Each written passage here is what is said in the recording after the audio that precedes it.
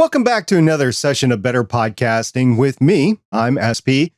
This is a streamed and recorded casual conversation with hobby and passion podcasters to share their experience, knowledge, and joy of podcasting. Now, once this live stream is over, I'm going to take the recorded files, because we're podcasters and we record everything, and turn it into a podcast as requested by the Better Podcasting community. Now, Better Podcasting is a project by Stephen Jondrew and myself to help hobby and passion podcasters start their podcasts and make their existing projects better, thus better podcasting. Now, the past week, it's been pretty loaded for me. My dad had a heart procedure. My mom came down with COVID. I fixed one of my gas lawn mowers so I could sell it. And I fixed a leaking shower, not to mention we covered She-Hulk premiere on Disney Plus over on my other podcast, Legends of S.H.I.E.L.D. And I'm just glad to be able to be chatting tonight with another podcaster. But first, before we get there, I want to tell you that if you are a hobby or passion podcaster, I am interested in chatting with you. And if you want to schedule a time to chat with me about your podcasting experience and your podcast, please send me an email, stargatepioneer@gonnageek.com, or approach me on DM on Twitter or Discord, and we'll arrange for a date to have you on in the future. Now, for today, I'm fortunate enough to chat with an energetic podcaster and audio enthusiast. Red Scott has been involved in podcasting since at least Winter Was Coming in 2011, with the start of Game of Thrones. He's had at least 3 genre podcasts with Boars, Gore, and Swords on Game of Thrones. Doesn't sound like anything to me about the HBO series Westworld, and Failure to Adapt on book-to-film adaptations. He's also dipped his toe into that minefield of political podcasting. Red also is interested into refining the audio side of the house and likes to geek out about microphones, DAWs, and audio chains. Welcome to the chat, Red. Thanks for having me. Thanks for agreeing to come on. I've listened to your shows. You're, as I said, very, very energetic. Oh, when you said energetic, I was like, oh, especially since I feel like on Boars, Gore, and Swords, I'm the calmer one. I'm the voice of reason comparatively. But yeah, I got a bit of zip. Yeah. So what inspired you to start podcasting? Oh, great question. I do stand-up comedy. I still do that. That was still my focus. And it was 2011. And I'm sure your listeners are very well aware that was like pre-Serial, that was sort of the podcasting wave that really hit in 2014. And there was this little podcast called WTF with Marc Maron that was hugely popular. Oh, what's up, podcasters? Welcome. But it became very apparent that this was a guy, and if you're not aware of Marc Maron and his standing in comedy, like this was a guy who was like about to break for like 20 years. And at this point, he was, I think, in his early 40s. It hadn't happened. And, if you listen to those very early episodes, you can tell he's very angry. But what happened was this was a way for people to be in touch with him, to keep up with him, to stay in contact with him when in between the years when he would like come to town and people would see him do stand-up. And so I was immediately like, this is such an amazing tool. Like, this is something that I clearly need to jump on.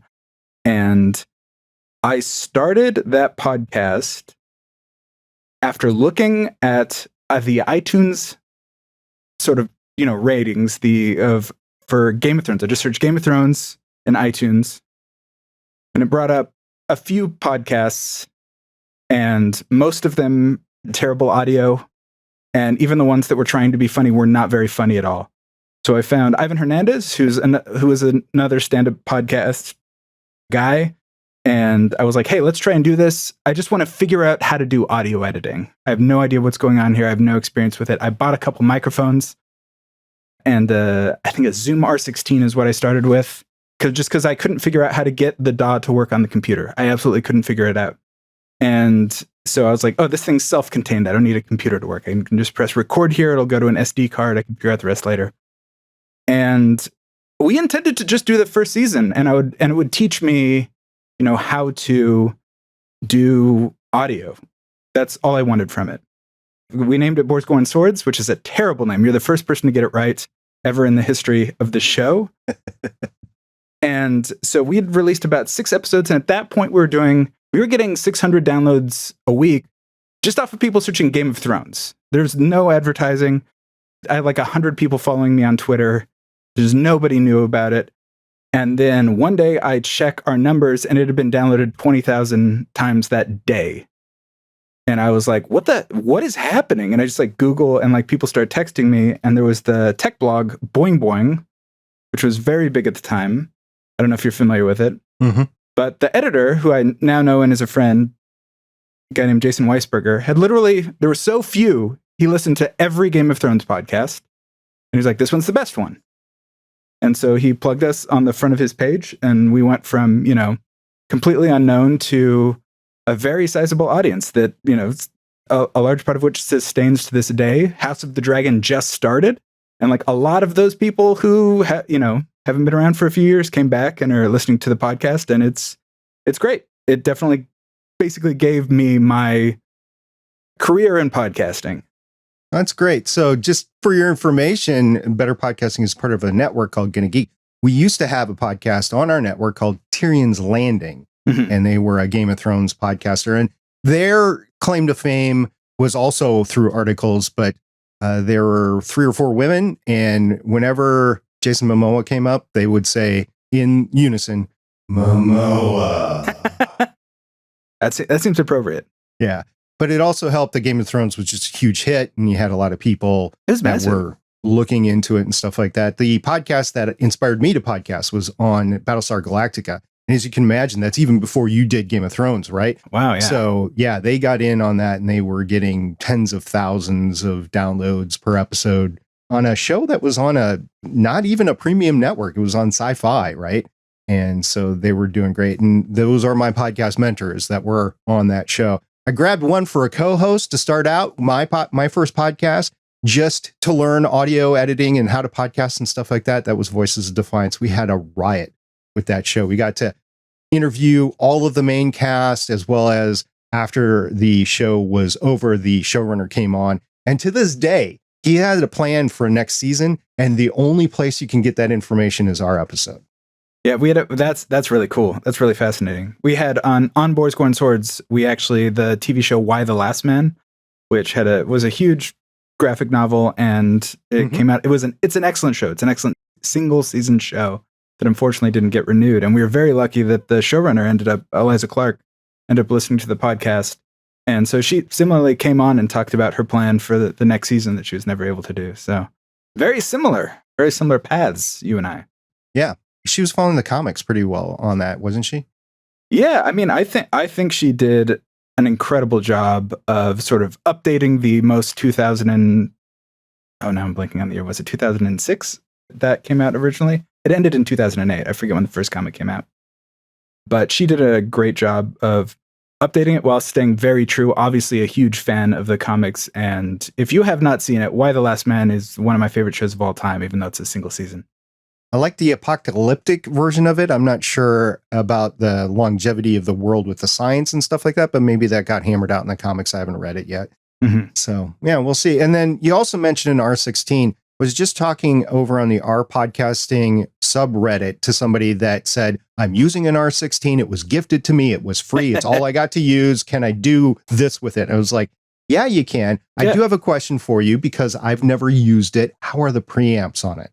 Oh, I mean, they're fine. They're fine. I mean, this is one of my biggest things. I don't know if Bandrew is still listening, but one of my biggest things about reading audio stuff, and it's only the last few years, the pandemic really, that I've come to audio as a hobby, and I really care about this stuff. But even when people are talking about some interface that does not have great preamps, let's say the old UM2 or something like that, like it is, if you are getting started out, I honestly believe that there's no combination. If you have an XM8500 and a UM2, there's no preamps that work, that aren't broken, that are so bad that it'll be an impediment to you growing an audience in podcasting. So the R16 preamps, not great. Like they're fine. Honestly, I mean, when I go back and listen though, the noise floor of the R16 preamps is not the biggest audio sin I am committing. So it's not what grabs my attention. I know. I listened to my first episode. I'm like, ooh, no. My first episode that I produced myself. My first episode that I was on, actually, it was the Battlestar Galactica podcast. I sound great because I was on their gear. I was in person. We'll talk about that later.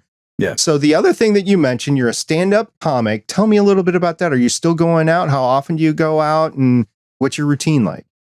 Yeah. So, I mean, the stand-up comedy is something I've been doing for a long time. I'm actually, if people are listening to this, I'm going to be featuring at the San Francisco Punchline the week starting October 4th through the 8th, I believe. So if you're in the Bay Area, I will be out there for that. That'll be a good time. But yeah, I mean, I still go out, do independent shows all the time. It's, basically I had gotten to the top of a small market, San Francisco, and came out to New York to sort of break into this. And I am still very much in the process of doing that. Turns out nobody's heard of me out here, which is fine. But that's also, if you're listening to this and produce an independent show anywhere, I will come and do it. I would like to do more stand-up. I was somebody who was actually very careful during the pandemic. And that has, I mean, it's definitely been hard to sort of ramp back up post-pandemic. Mm-hmm. Now, a lot of people are finding that. But I have a hunch within 6 to 12 months, things will be mostly back to normal, unless this winter is another hard winter. We'll see. All right. So you came up with the name Boars, Gore, and Swords. You said you didn't particularly care for that. How'd you come up with the name? I mean, we did try and we sort of riffed on names. We had a pretty big list. I was partial to the Imps, which I also think would have been poor taste eventually. But when we were looking at names, I think the name that we came down to was, and again, keep in mind, we were just doing this for fun.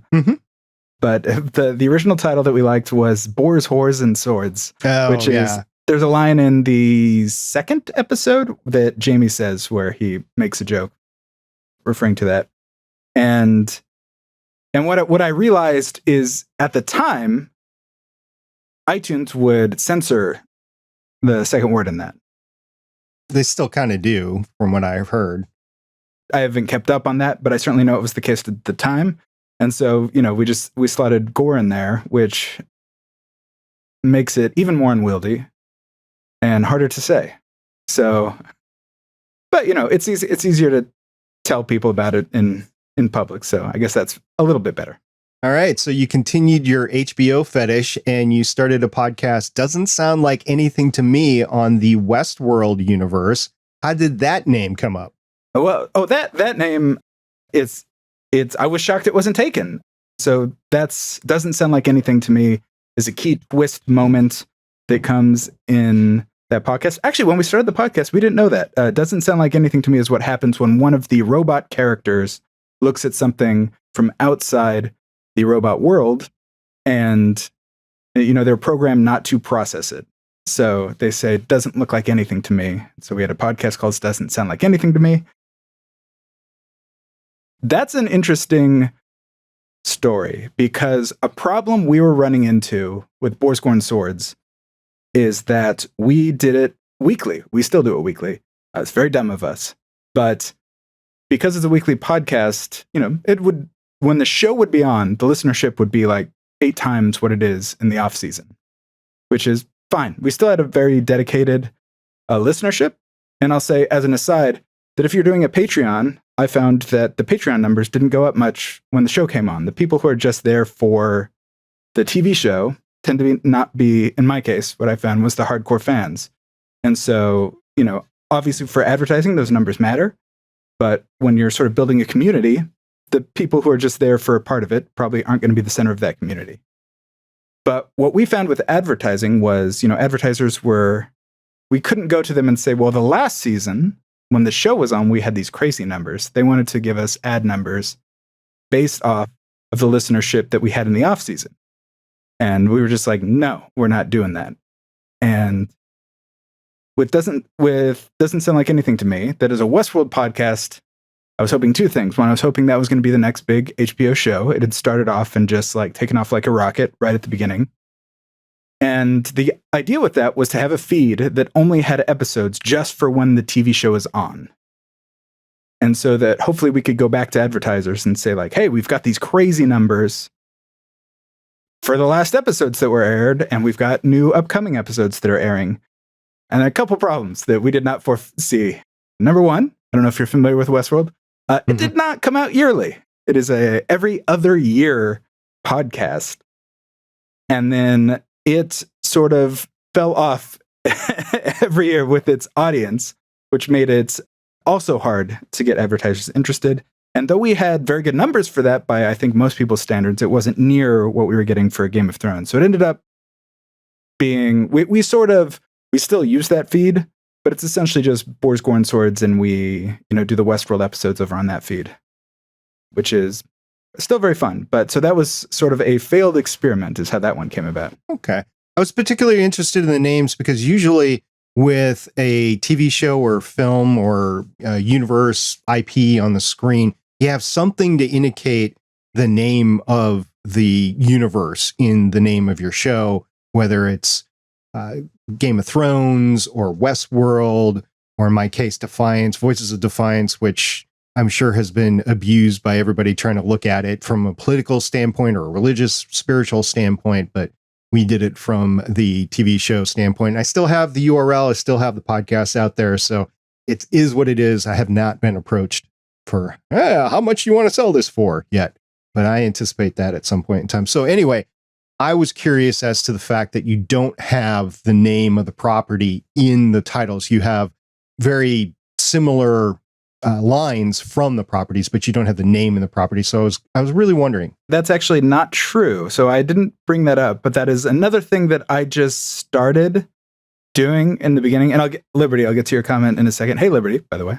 I don't know if you've ever seen my face before, but if you look up my podcast, it is Boars, Gore, and Swords, a Game of Thrones podcast. That is what it is listed as. And also, the other one is Doesn't Sound Like Anything to Me, a Westworld podcast. And as I mentioned, we started getting listeners basically from just people searching the name of the show. And I think that's one of those things where the reason to have the show is because that's what people are looking for. People are searching on the internet for the name of that show. And I do think it is a crucial way for people to find you, especially when you're starting up. To not be sly about it, to just say, no, it is a Game of Thrones podcast. And I'm surprised we did that naively, and that has never gotten us in trouble. Nobody's contacted us about it. It hasn't broken any podcast clients because it's a crazy long name. It's worked out pretty well for us. I will say that one thing I did not realize for a very long time, and I still don't quite understand what's happening, is are you aware that you can just change your podcast title whenever you want? Like, you can just go, yeah.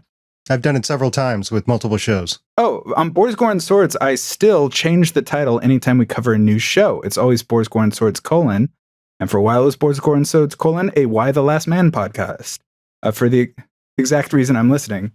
But it breaks in the Google catalog. I don't know if it still does, but somebody was commenting me and like it didn't work with the client. And it took me a while to realize that basically there's now an entry for every time I've changed the name in the Google podcast client catalog. So for a while there, I would just change it for whatever reason, because I was like, there seems to be no problem with this, which surprises me, honestly. But I've laid off on being so. I still did it for the House of the Dragon, but I don't do it so casually, wantonly. So there's on Libsyn, which I use for most of my shows. This show is not hosted on Libsyn. It's hosted on Podcast. But for Legends of S.H.I.E.L.D., which is a Marvel show, we did that show originally for Agents of S.H.I.E.L.D. Mm-hmm. And I was surprised that we got Legends of S.H.I.E.L.D., but we did. I even have the URL for that. And I would change the name periodically just because we were becoming more cognizant of what are good search terms and whatever. It's been pretty static for a while. It's Legends of S.H.I.E.L.D., a Marvel studio or Marvel universe podcast, fan podcast, because I don't want to be confused with an official podcast, especially with Disney lawyers and Marvel lawyers. When I say it's a fan podcast. So that's Legends of S.H.I.E.L.D. on Sterling Tribune. I think it was an unofficial fan Arrow podcast is what I did on that. Anyway, also on Libsyn, there's a subtitle. And in the subtitle, I put all that stuff in there. Now, it's not searchable by Apple Podcasts or whatever, but it is a differentiation. So I put all those new shows in there as we're covering it. I changed that, but I don't change the main title slot. I don't know if it gives me anything in SEO or not. I don't think it does, but at least it would give the listener an idea of what I'm currently covering and the fact that I'm still covering that versus I'm rehashing Agents of S.H.I.E.L.D. over and over again, which still would give me a lot of listeners, but probably not as much as the current stuff. Right. Which I don't know if you've seen She-Hulk or not, but that first episode was pretty cool. I have not seen it yet. I'm sure that I will. All right. So you wanted to answer or respond to Liberty Dude. Yes. So it seems obvious your live comedy performances have given you the training to keep flow going. Is there a hint or practice you would offer to help new podcasters? I don't know why I'm reading. I guess it will be a podcast. This helps. Yep. This helps audio people. It does help. Is there a hint or practice you would offer to help new podcasters to build this skill? And I'm glad Liberty asked this, because this is something that I feel like a lot of people who get into YouTube videos, who get into podcasting, tend to have a tech and engineering background. You tend to be interested in AV. And so you come from the background where we have kind of what I like to call a like digital mindset, where you're talking about, like when you're talking about, say, audio cables, you have HDMI, and it's, if the bits get through, it's exactly the same no matter what the cable is. It doesn't matter. It's not like old analog stuff where, you know, you have to worry much more about interference or gauge or all the stuff that's going to actually affect audio in very minimal ways. And so I think people with this mindset, when they create content, the thing they focus on is raising the basics, raising the bar of what you're creating to have the least number of errors, like to have clarity to get the content across, to make sure that you're not making any big mistakes, right? And the thing is with podcasting, if it's a podcast where you're fundamentally trying to entertain or relate to people, right? Like that's an analog thing. It's not about like, oh, you know, I'm talking clearly enough for somebody to hear me. Obviously, people need to hear you on some level, but it's about being somebody that people want to listen to. It's about being like a one-sided friendship for the people listening to the podcast. And I think there's not enough focus, especially on a certain type of new podcaster, on just being casual, on being personable, on talking like you would with a friend. And I think that's one of the bigger problems that I see from a large group of YouTubers and podcasters. So to the question of, is there something that you can practice? I mean, the biggest thing that I would say is have a project where you are working with somebody else. I mean, that you are, and I even really would suggest being in the same location, that you're not dealing with, you know, the delays and also a lot of the non-verbal cues of a flowing conversation are so important when you're trying to create a more casual sounding product.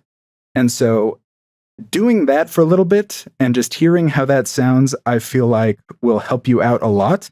I'm not somebody who, when I started doing stand-up, I did one-liners. Now I tell stories because that's just, because ultimately it was the consequence of sort of stage fright and lack of familiarity with performing, as opposed to that being the best way to get my content apart, get my jokes across, get my, you know, what I want to do across. But the other way that I would do it is live stream, which is another thing that I wanted to talk about. If it's gaming, if it's whatever you're doing, the important thing is that you're doing something and you're interacting with the audience, right? Because so much of podcasting, so much of YouTube content, for somebody who's not used to it, can come across as wooden. And just having somebody ask you a question, somebody, you know, asking about your live comedy performances and then responding to it, responding to another person, you're going to more naturally talk to that person than you would if you're just, in a room staring at a camera who doesn't give you a lot when you're looking into it.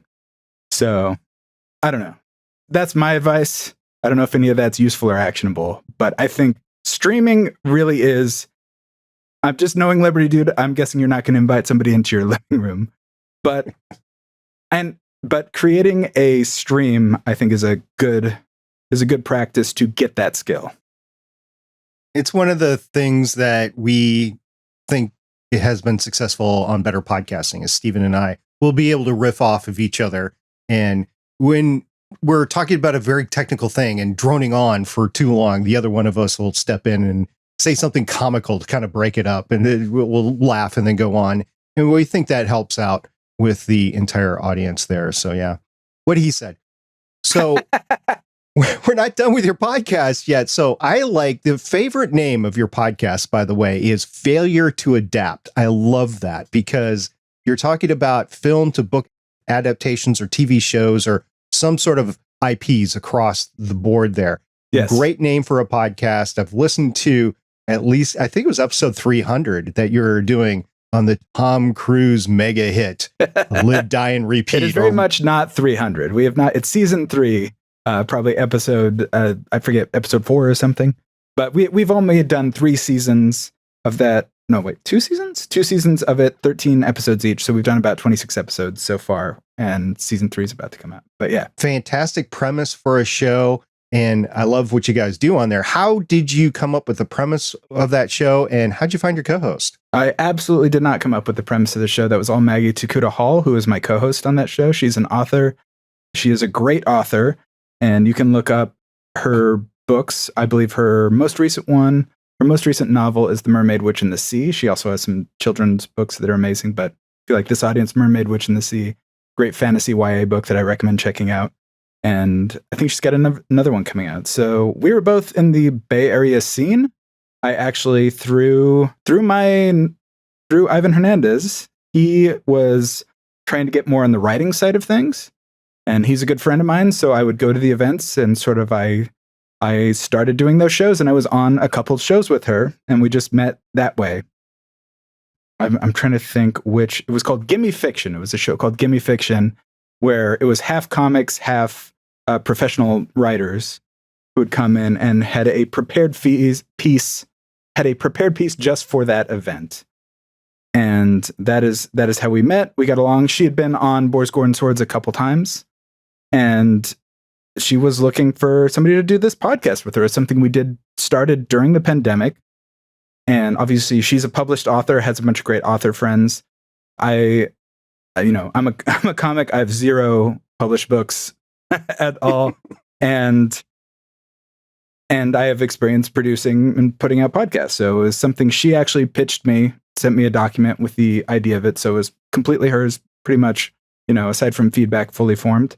And I have to give credit her husband, Adam, who's a cool guy. Adam Wolf came up with Failure to Adapt when we were kicking around names. And I messaged a couple of friends who are in the military and asked them if it was offensive, and they said no. And I was like, all right, let's do it. Great. And then the only other podcast that I'm aware of that you did was a political podcast called Bunker Politics, but you no longer do that because of the stress involved. That was an interesting project. That's definitely unique because doesn't sound like anything to me is basically the same as Boars, Gore, and Swords. Failure to Adapt is, it's creative. It's, somebody pilot fights. I didn't pass that along. I didn't include another one that I realized after I sent that to you, but pilot fight was a really fun concept that, sorry to get started, but it was essentially a tournament. The idea was we'd watch all the new pilots that came out that year, and we'd set it up as a bracket. So, and if it made it through the first level of the bracket, we would watch the second episode of all of those shows. And so we would do, each episode would be 2 shows that were going head to head, and then people would vote on them just being via Twitter poll. And my host, Katie Kirsten, was literally one of the funniest people in my life.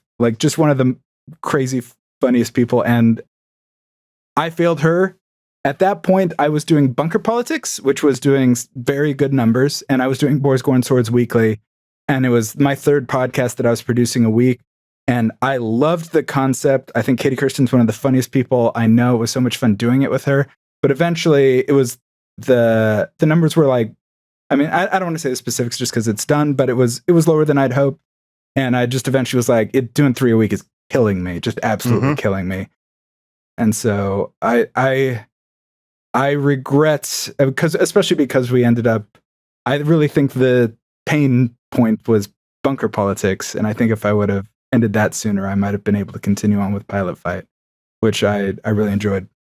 At one point in time, I was doing 7 shows a week. Now, I wasn't producing all 7 shows. That's too many. So on Better Podcasting, episode 50, we did the golden rules of hobby podcasting. There were 15 of them. So it's not one specific rule. I think it's like 2 or 3 or something like that. But I put in there one rule, and it's persisted as the golden rule of hobby podcasting. But it's not. It's one of 15. And it is, if you're doing a hobby podcast and it's not full time, your max is 2. That's all you get. Yeah. 2 a week. Now, if you're doing a monthly release or whatever, you can do more than 2 total podcasts. But all you really have time for is 2. And if you're doing the correct promotion and interacting with the community and then living your life, maybe 2 a week is too much for you as well. And maybe you should just do 1. So that's a golden rule of hobby podcast, what we have. I have now dwindled it down from 7 down to 2. And after years, so that I made this rule in 2016. Yes, 2016, I made the rule, and it took me 5 to 6 years to get it down to 2 from 7. But yeah, those were some crazy weeks. And the only way I did that is because I had teams on each individual podcast. It wasn't just 2 people, it was like 3 or 4 per show. And we were able to do that. So yeah, I understand how more than 2 is too many for you. But hey, you can bring it back. Westworld's done, right? So you can bring back Pilot Fights. Yeah, Pilot Fight. I think that ended a while ago now. But so with Bunker Politics, that was just one where that was really fascinating because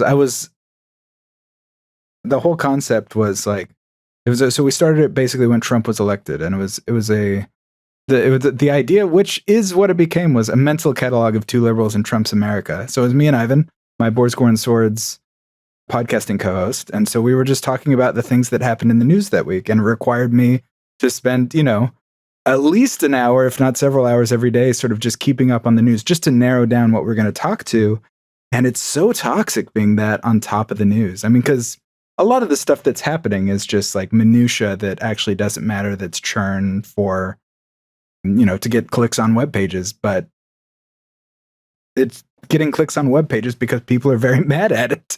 And so it's stuff that people cared about and wanted to hear about. And what surprised me, and I have no idea what it was like to listen to that podcast, but the people who listened to that, and we had thousands of listeners at the time, like really loved that podcast. And it really was clearly doing something for them that was a greater service than I have provided in podcasting outside of it. And it's the reason we kept doing it as long as we did.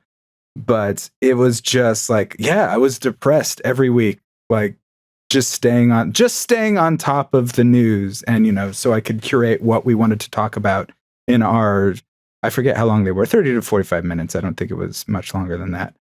But yeah, I mean, and since then it's funny because I've seen people start similar podcasts, and I try and warn them, but so far all of them just burn out. Anybody now who I just see doing, a political show constantly, and they seem insane, I'm like, yeah, that seems like what would happen if you just kept doing that long enough. Well, there are some political podcasts that I know about that have persisted, but they do so because they take longer in between episodes, or Congressional Dish, for example. Oh yeah, I mean professionally produced ones. Yeah, I think that can. But she started out as a hobby too, and she started out just reading the bills in Congress and just trying to talk to them unbiased. And she found out a lot of information. And I could tell that she is not a professional because there's some things that she says. I'm like, yeah, okay, that doesn't pass the smell test, but she's a single podcaster. So yeah, she's allowed to make those, in my opinion, mistakes in her assessments as she goes along, but she has a huge following. So, I actually really want to, you stumbled on something that it's on the list that I wanted to talk about that I find fascinating is with podcasting, you have a medium that is very, relative to traditionally, extremely cheap to get into, and you can reach a large audience in a way that you were never able to before. Very much like YouTube, obviously, where all of a sudden you can create visual content and reach people that before 2005, you would have needed to get a TV show greenlit to like get this video content in front of people. And so something that I find fascinating is when niches emerge in podcasting that I would have never thought of. No radio station would have ever greenlit it. And I think rightly, like, I don't think they were out of line to not produce these shows. I mean, no, but like when you're saying mistake, like when I hear I'm spacing on his name, but what's the biggest history podcast that anybody's making? Hardcore History. Is that what you're thinking? He sounds insane to me. Like if he had come to me at a radio station and was like, I want to talk for 4 hours about once every 6 months. Yeah, about Rome, I would have been like, get out of here. Like, stop it. That's not a thing anybody wants to listen to. It's impossible to produce. You're an insane person. Leave my studio right now. Like and he's the biggest thing on the planet. Like he's the biggest, like history audio content. Like he has so many, not imposters, but people who are imitators. There we go. Mm-hmm. And I think a lot of the time, the stuff that we see as like, that's absolutely a barrier. Like if you don't do that, nobody's going to listen to it. If it's a type of content that people just really want, like, I mean, people will go for it. I mean, talking about when I got into podcasting as a stand-up comic, there were actually 2 podcasts. There's WTF, and then there was this podcast started by this comics comic who, like, wasn't that big at the time, Bill Burr, who was just literally at the time, I have no idea if they're still online. He was like talking into his laptop. It is the most god-awful, like, production I've ever heard in my life. And like, but because it was content that people just like wanted, and it filled this niche that was just unserved in terrestrial radio, it was just like, oh, it just blew up. And he's a voice of a generation, hilariously funny, all that stuff. But like, besides that, so, but with podcast niches, so there's podcasters I listen to who I'm like, the way they're speaking right now is insane, and I would have stopped them if they were a friend of mine. And they become hugely popular. I won't mention names because I don't want to throw anybody under the bus, but there's a wildly popular podcast, probably the most popular podcast in the past 3 years among my friend group.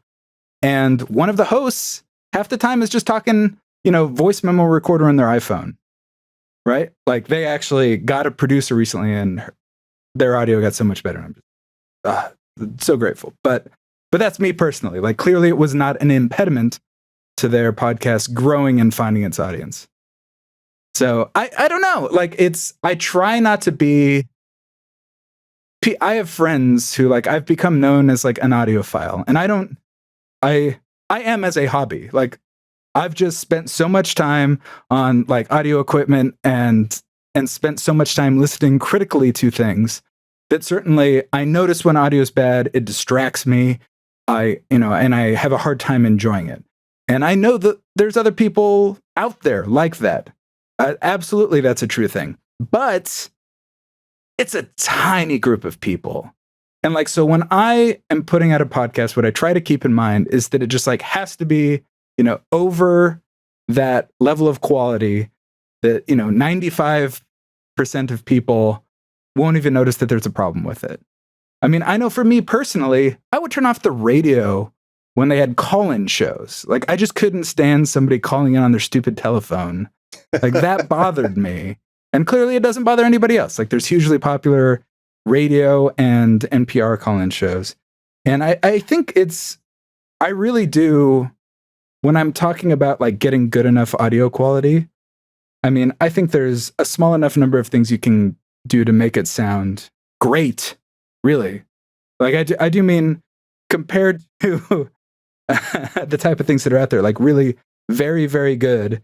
And it just doesn't take that much effort. And that's what I want people to get to. I don't need people to buy an Earthworks microphone. I don't need people to buy, a Rode Procaster 2 Pro. Like you can get into this space very simply. And with like free software audio, yeah.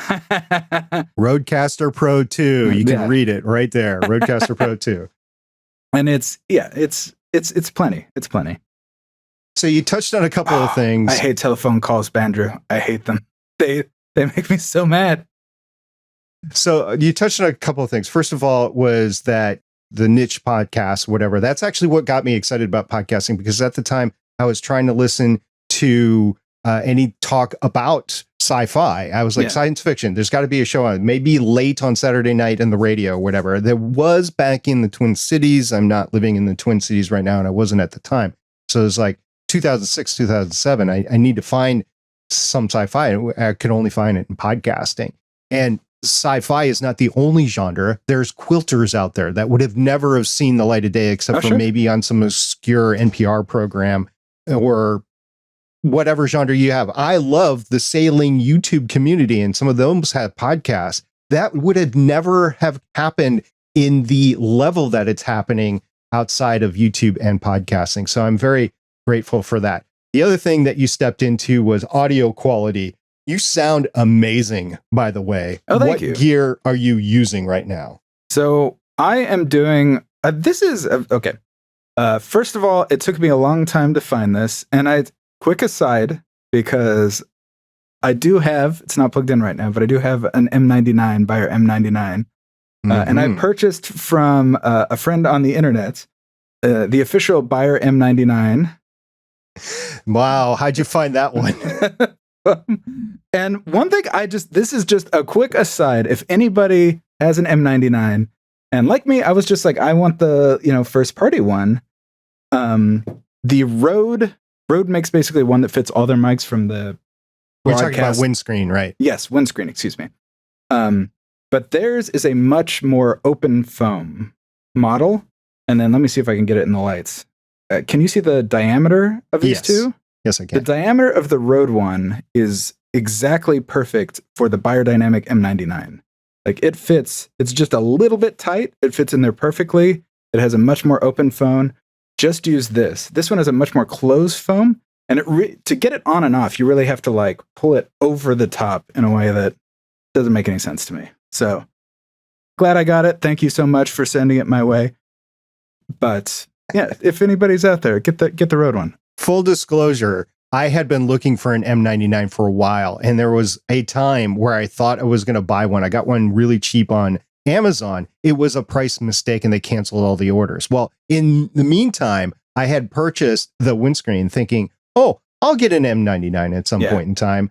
M99, they're not making them anymore. And quite frankly, I just lost, with all the good microphones, new microphones out there, I just lost the desire to go get an M99. So I'm stuck here with this windscreen, and I'm cleaning out the office a couple months ago, and Red is on the podcasting Discord channel, and he said, hey, I got an M99. I'm like, hey, I got the M99 windscreen. You want it? And he said, yeah. So that is my windscreen that I used to have. I never used it. It was still in the box. It didn't come sealed, but it was still in the box, and I sent it to him. So in full disclosure, I gave that to him, or he bought it for me, I guess is the correct terminology, because he wouldn't take it for free. No. Anyway, so you sound great, and you just showed the M99, but you're not using a Beyerdynamic. No, I almost hooked it up, but I didn't want to change my setup too much for a live stream. That seemed like a bad idea. But so this microphone I have had for about 6 months, the Earthworks SR314. And it is amazing. I'm very pleased with it. And that is going into a Motu 624, which is a great piece of machinery, and I think underutilized. People don't seem to recommend it or know about it. Now they have the Motu Ultralight MK5, which I think on almost every other access is probably better. But there is one thing I really like about the 624, and that is they paid for the licensing to use a LA2A emulator for the compressor on the group channels. So it has a full channel strip DSP. You can't install plugins like Universal Audio, but it has a really great and very intensive. Let me actually. I think I can share screen on here. Is that okay? Here, I'll just pull this up so I can show you what it looks like real quick. It might not let me do this without restarting Google, so I might not be able to do this. But the point is, it has an enormous mixer that you can do almost anything that you could imagine on it. Each mic input has the full noise gate, compressor, faders, EQ. It's got group sends, it's got aux sends, it's got, as many basically virtual channels as you want. I mean, it's got an insane amount of input output. But so the way I have it set up for streaming is I basically have my input channel has a limiter on it. So I run it basically where I have a compressor set to, threshold, and I have it a ratio of 10, which is as high as it goes.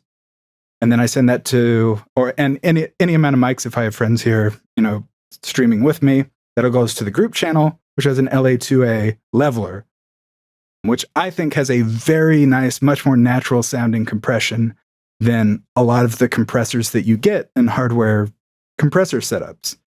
And so that's basically all I have. I've got the noise gate on. I've got essentially a limiter to take the top end off because I'm a loud piece of crap. I'm a very loud person, so I need to diminish that dynamic range. And then the leveler to sort of get some smooth, nice compression coming out of it. So I'm on their website right now, introducing the 624. It's a 16 by 16 Thunderbolt USB 3 audio interface with Thunderbolt 2. Thunderbolt 2 and 32 simultaneous audio channels. Now there's only 2 XLR inputs. Correct. But there's several line inputs and it can do ADAT.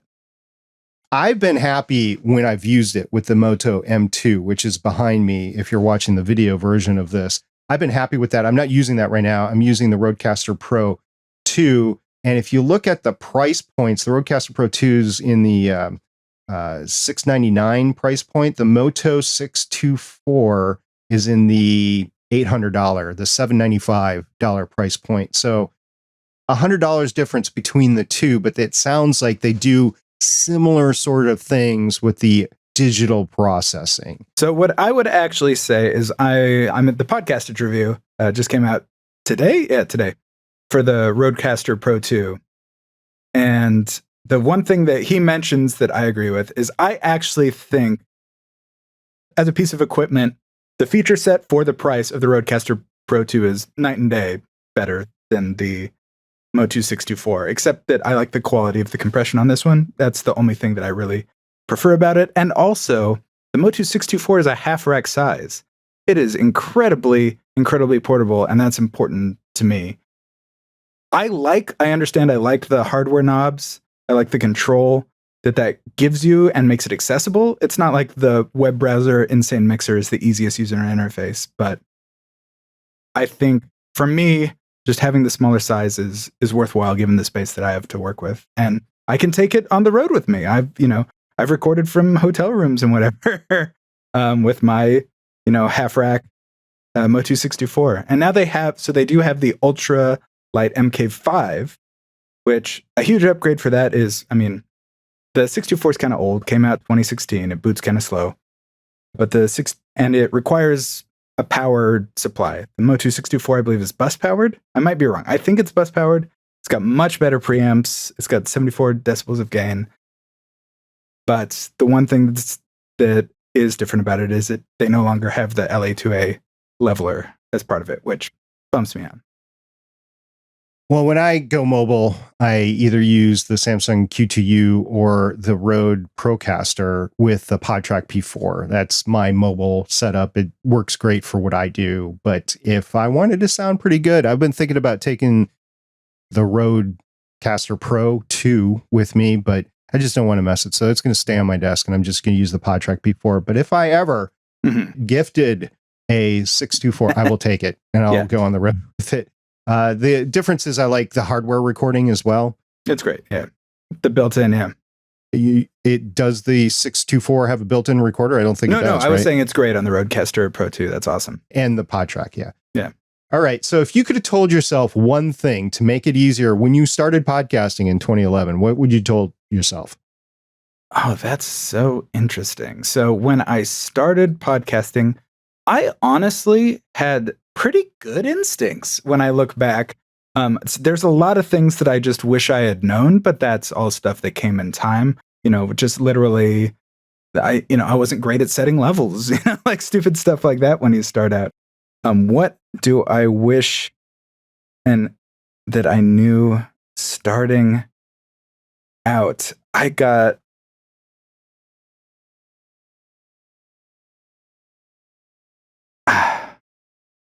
You know what? Okay, I got one. I wish I had focused more on thinking of the audience as a community. I think I am somebody who just like, sort of, it doesn't come to me naturally to say, it feels like hubris to me to say like, I'm at the center of this thing. I'm going to make it a hub where people can connect and we can talk about this thing. It would never have occurred to me like, now it's very common to set up like Discord servers where people can meet and chat about things. And that I think is a great thing to do. And that's just not something that I understood as a possibility in sort of the podcaster audience relationship. But that's how you get your best fans. That's how you take something that's a very one-way medium and make it much more tactile and friendly and just, a more human place to be. Usually the community is one of the biggest reasons that we purport to do a hobby podcast for. Obviously you're monetizing yours, but it's the same sort of look as you're trying to develop that community around your show. Really quick, a couple of techie questions. Sure. What do you use to connect? Because obviously you're podcasting with other people that are distance from you. So what are you using to connect and record to those people? And let's start with that. Yeah, good question.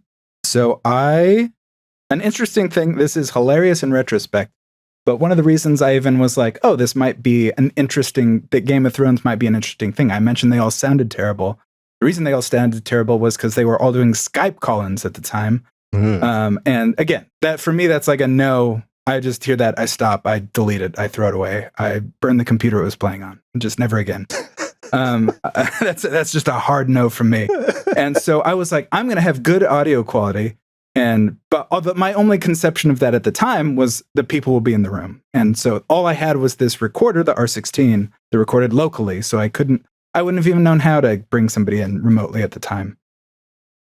And so that was a founding statement of the podcast. And because, of course, that one went well so quickly, I kind of like anything that I decided in the beginning, I was like, don't change it because that's, I don't want to spoil the magic formula. I felt like if I touched anything, it would just all fall apart, which was stupid.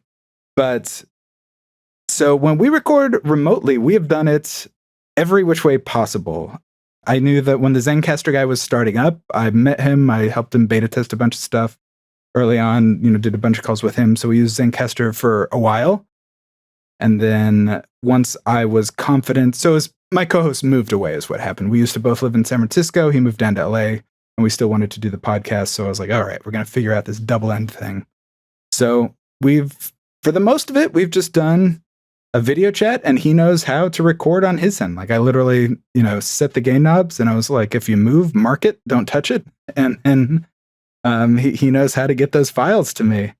So by video chat, are you talking about like FaceTime or something? We've done Skype before. We do Zoom now. Okay. But so that part, because we're not even using that to record backups. That's strictly a medium so we can talk to each other. Mm-hmm. That's not the important part of it. Though I have recently started looking for failure to adapt since we have so many guests and, they're not familiar with the technology. But I've looked at not remotely.fm. I'm blanking on. It's the Riverside, maybe? Riverside is the one I've been looking at that I've been testing. So I might go to that. Well, since you're familiar with Zencastr, just so you know, Zencastr came out with an entirely revised version 2, basically, this week as we're talking. So you might want to at least check it out. I've been asking people if they've had audio sync issues or recording droppings over on Reddit. And because I'm a moderator over on the R podcasting subreddit. Got it. And so far, everybody's said, no, actually, it's really cool. And I really haven't seen a lot of Zencastr dump my recording sort of thing that I used to see a lot of. So I don't know. You might want to check that out and see if it's something you want. I use StreamYard. Obviously, we're using StreamYard right now. And because of the pandemic, just about everybody knows the term Zoom, at least. Yes, so, yes. you know, whatever you feel comfortable with. I'm not a big one to tell you must use this. So what do you use for your podcast media host service? Libsyn. Libsyn's great. Okay. Libsyn's perfect. I wouldn't say perfect, but they're good. I honestly people do not understand how hard it is to create a reliable service. A reliable web service. And the fact, people log into Libsyn, which they've revamped it. I don't know if you're using the new interface now. It's better. Libsyn 5, basically. Libsyn 5, yeah. It's better, but I think people are underrating how hard it is to have the level of uptime that they have had. And I'm somebody who used to work in that industry, storage specifically, where I'm aware of uptime. And when I think about what they have done, I'm kind of blown away. And when somebody's like, we have a cool web interface, I'm like, call me in 10 years when you've had anywhere close to the level of uptime that Libsyn has. And like you said, they're not perfect and they do a lot of annoying things. And I don't even necessarily like their executive leadership, but they are doing something that I need technically. And most of my listeners none of my listeners care about it or even know what it is. And it does the part that I need it to. And it does it very cheaply, especially even when I had a huge listenership. I did the math on how much it would cost me to host it on my own, Amazon S3 account. And it was just thousands of dollars a month is what it would have cost me. And it's costing me $20 a month on Libsyn. So I think it is if you are starting out, I just always tell people just use Libsyn. I feel good about that. The only caveat I have on Libsyn right now is actually corporately, and it's not really their corporate leadership necessarily, but they failed to file with the SEC since September of 2020. It is almost September 2022 right now. Oh, wow. Supposedly they're running through something right now, but their stock has not been able to be traded for several months. I haven't checked in the last few weeks, but every financial advisor I've talked to about it says, oh yeah, this is not good. They're looking to pay out or they're looking to be bought out or something like that. I have no knowledge whatsoever. It's not my area of expertise, but because experts have said, oh no, I give a cause now.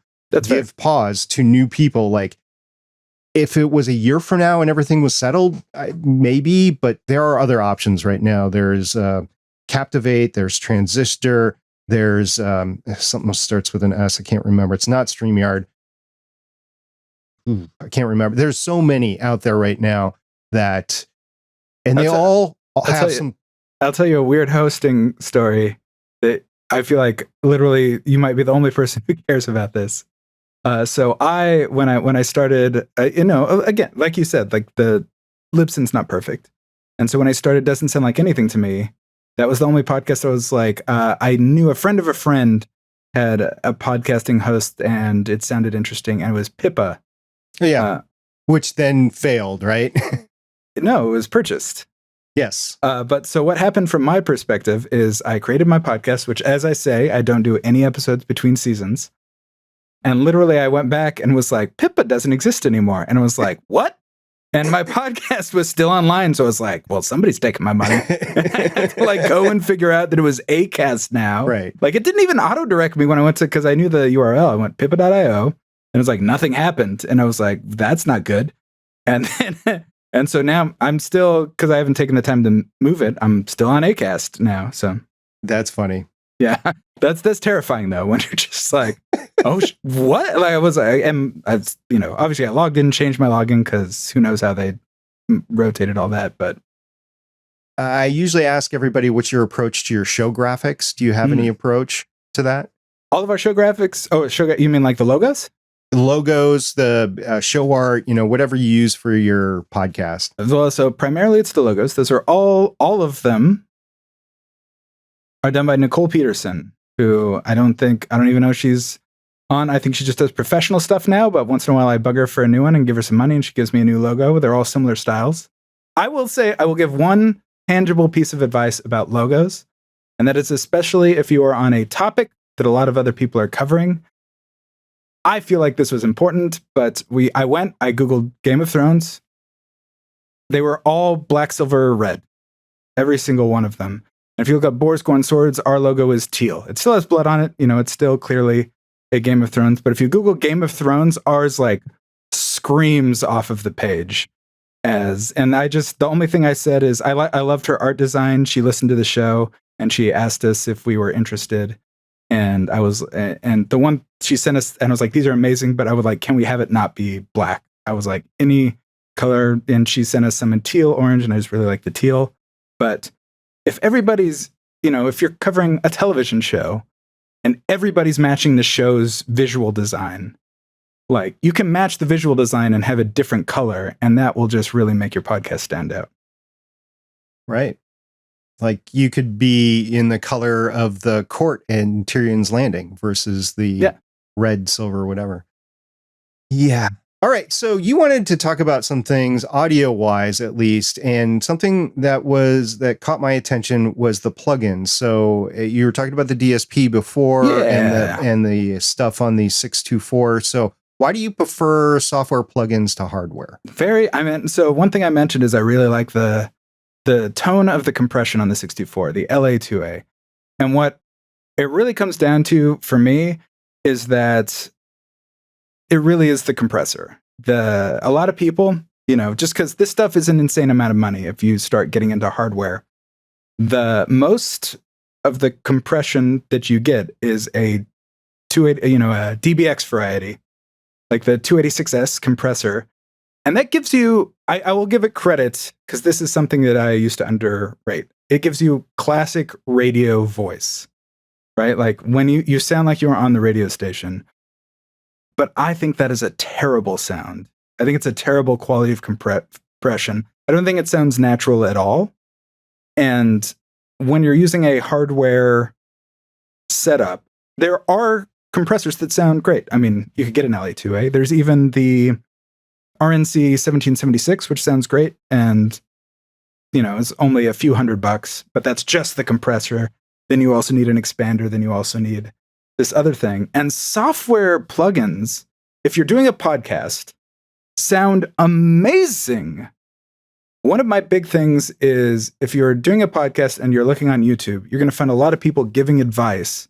And if you're new, it might not even occur to you that they're a musician giving advice about some types of things versus somebody who's primarily doing, maybe it's somebody doing voiceover. And like, that's a very specific niche.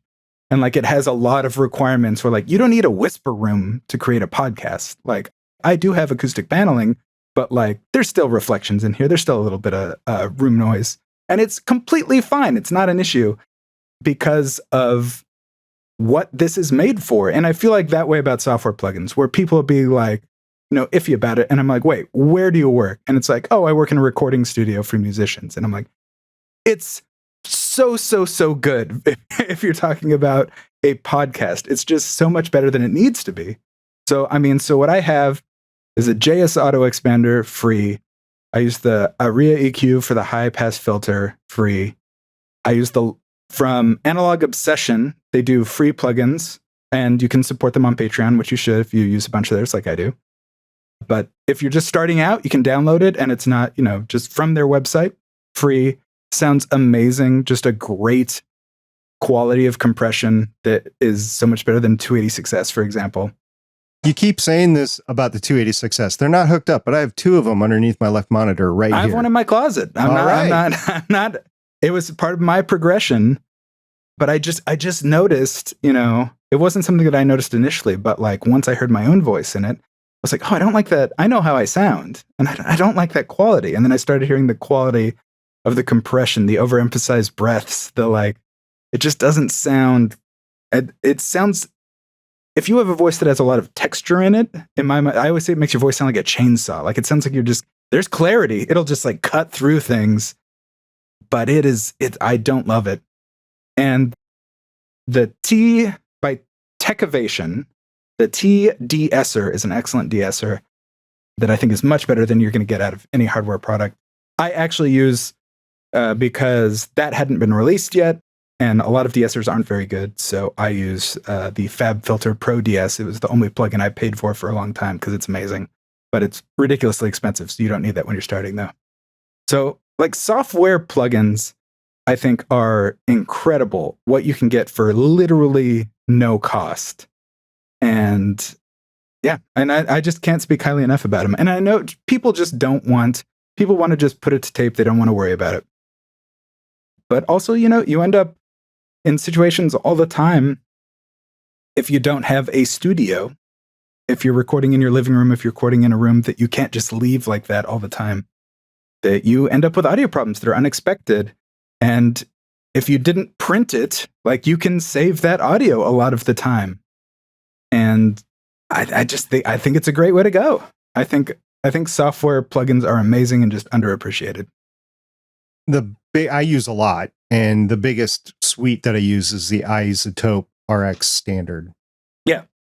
I use RX9, I believe I use right now, and 10's coming out soon. So I don't know if I'll take the jump or not, but I'm looking forward to them having more vocal focused. Like 9 was a big jump for them. They did a lot of things, like they did a vocal declicker in their suite versus just the normal declicker, which is really meant for music. So yeah, I've been pretty happy with that and how it's cleaned up and everything like that. I do like the radio voice on my voice, though, because it lends authority.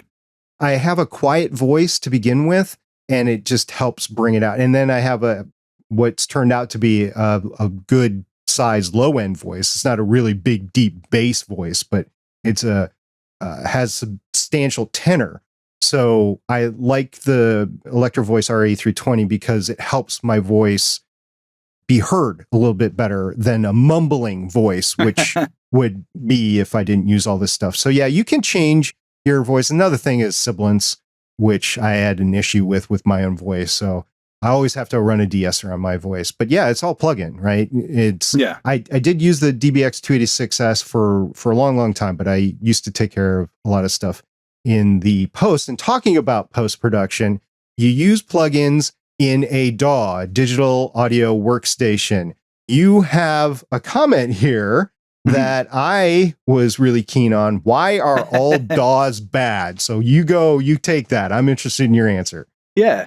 So I worked in software for a long time, and it's something that I feel rage is when software is unstable. Like, if software doesn't have the functionality that it advertised, I just feel absolute rage over that on a level that it's the thing that makes me the most angry that I cannot control. And I'm willing to pay money for good software. And it drives me insane that all of the most famous DAWs, like, that reliability is clearly not a value that they care about. I mean, so even I paid money for Hindenburg at one point, because that's a DAW that's basically made for journalism, presumably if you're creating radio pieces or sort of NPR style audio content. And it does a lot of really nice things for you, like the idea of the design of that. But pretty early on, I was like, oh, if you are listening and you try and hit render, it crashes it 100% of the 100% of the time. And I sent them an email and I was like, I had reproduction steps, I had a video, and they're like, yeah, then don't do that. And I was just like, I will never say a nice thing about your company again. If the idea that somebody could send you a way to crash the software and you would have that kind of response to it, I think is just infuriating and should not be allowed to happen. And the reality is they're made by domain experts, and what they value is that it has the functionality. It's made by marketers who need to get the next version out that has this killer feature that's going to get people to upgrade to the paid upgrade. And the reason I use Reaper is not that it's the most simpler most simple software.